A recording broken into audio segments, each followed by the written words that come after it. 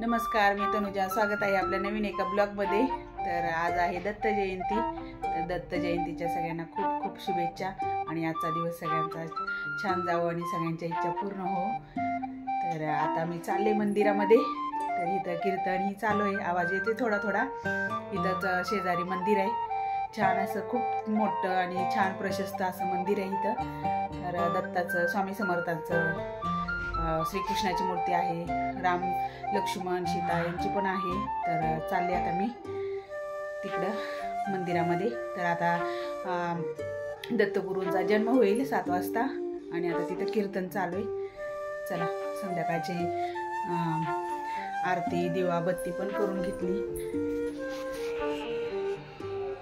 तिथे लावली अगरबत्ती, आरती संध्याकाळची आणि आवाज पण येतोय कीर्तनाचा. 7 वाजता जन्म होतोय दत्तगुरूंचा. चला, आम्ही चालले मंदिरामध्ये. मंदिरमध्ये तुळशीला पण अगरबत्ती लावून घेतली. 6 वाजता झालेत. 7 वाजता जन्म दत्तगुरूंचा. चला जाऊया आता, सगळे जाते. आमच्या समोरच्या आजी, त्या स्पृहाच्या आई, त्या पण आलेत मंदिरात दर्शन घेण्यासाठी. तिकडं गेलेत राहायला, इथलं भाड्याने दिले त्यांनी. मंदिरामध्ये आतमध्ये जायच्या आधी प्रशस्त अशी मोठी कमान आहे आणि बाहेर पण आहे रोडला, आणि ही एक आतमध्ये. तर अशी मोठी अशी कमान आहे आणि आतमध्ये गेल्यानंतर समोरच छोटंसं हनुमानाचं मंदिर आहे. तर ह्या साईडला इथं हनुमानाचं मंदिर आहे, छोटंसंच आहे बाहेरच्या साईडला. तर जय हनुमान असं लिहिलंय, रांगोळी पण किती सुंदर काढले. नंतर हे आहे आतमध्ये जाण्यासाठी डेकोरेशन ही केले. तर श्री गुरुदेव दत्त असं लिहिलंय. नंतर सुस्वागतम मध्ये रांगोळी काढली. या साईडला पण श्री गुरुदेव दत्त जन्म सोहळा अशी रांगोळी काढली. दोन्ही साईडला खूप छान अशा रांगोळ्या काढल्यात आणि हे आतमध्ये असं फुलांची ही सजावट केली, डेकोरेशन केले. नंतर दिगंबरा श्रीपाद वल्लभ दिगंबरा असं लिहून रांगोळी काढली. तर खूप सुंदर रांगोळ्या काढल्या तिथं. आमच्या घरापासून 2 मिनिटाच्या अंतरावरतीच आहे मंदिर. तर चला आता जाऊया आपण दर्शन करायला. खूप सुंदर अशी सजावट केली आणि लाइटिंग वगैरे सगळंच खूप सुंदर आज मंदिर दिसते आणि सगळीकडंच लाइटिंगची रोषणाई. पूर्ण मंदिरचा परिसर लाइटिंगने आणि फुलांच्या डेकोरेशनने सजला आहे.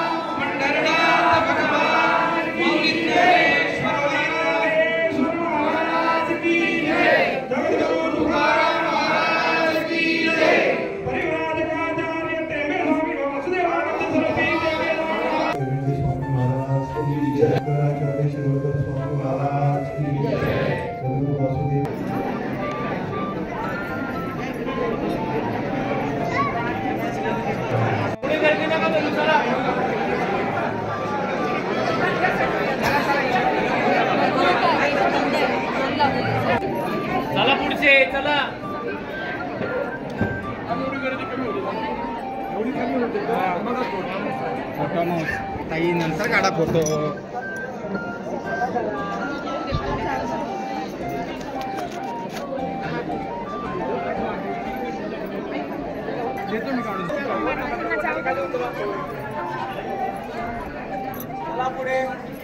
चला इकडे इकडे इकडे तिकडे तिकडे तिकडे जावा ना.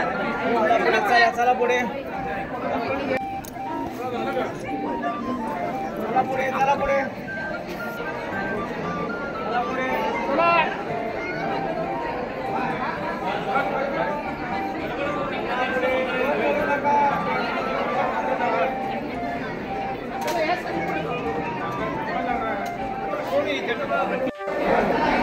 कृष्ण कृष्ण पाया पण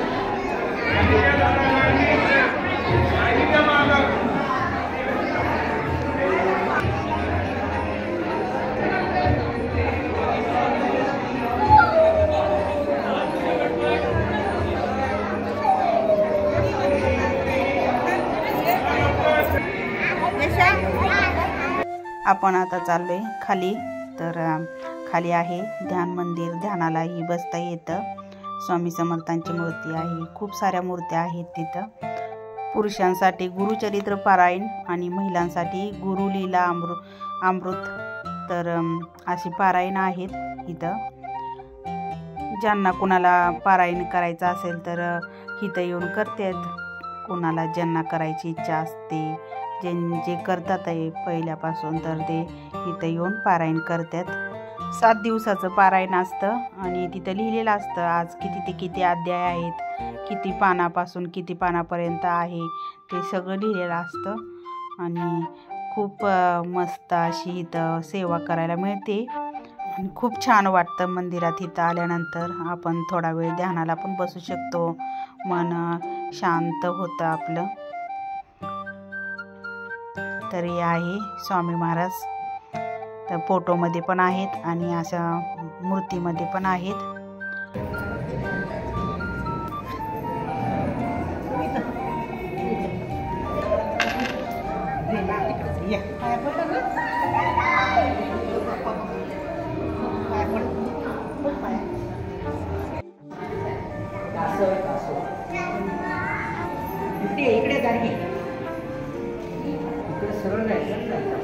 दर्शन घेतलं. नंतर मुजराही केला.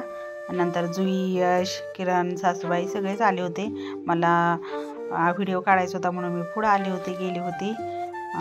दत्तगुरूंच्या जन्म सोहळ्यासाठी मी लवकर आले होते. आणि आता आमचं झाले दर्शन. ही आता प्रसाद ही घेणार आम्ही आणि मग नंतर जाणार. पेढ्याचा प्रसाद आणि नंतर सुंटवडा. जन्मोत्सव म्हटल्यावरती सुंटवडा असतो प्रसादामध्ये. तर लांग मोठी लागली होती प्रसाद घेण्यासाठी. आणि आता चालू आहे आम्ही बाहेरच्या मंदिरामध्ये. बाहेर पण इथं आहे दत्ताचं मंदिर.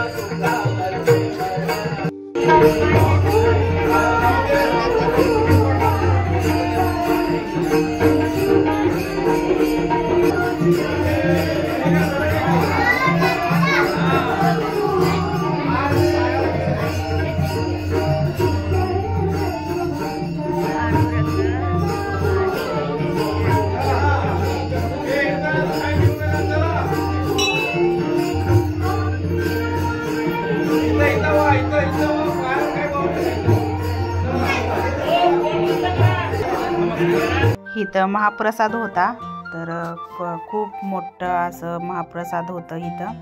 तर आम्ही पण महाप्रसादाचा लाभ घेतला सर्वांनी आणि झाले आमचं महाप्रसाद खाऊन. आजच्या छोट्याशा ब्लॉगची इथंच मी एंड करते. तर कसा वाटला आजचा छोटासा ब्लॉग सांगा कमेंट करून. धन्यवाद.